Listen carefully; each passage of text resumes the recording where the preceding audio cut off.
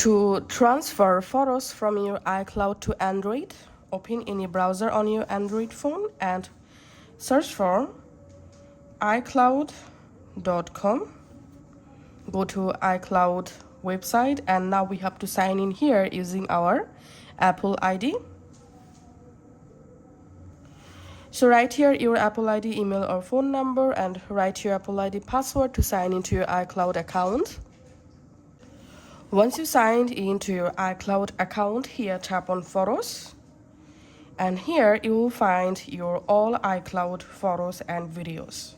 Now we have to download all of them to our Android phone. So tap on Select and tap on Select All, and this will select all your iCloud items. We can see 141 items selected. Now tap this three dot at the bottom right corner and tap on Download Items.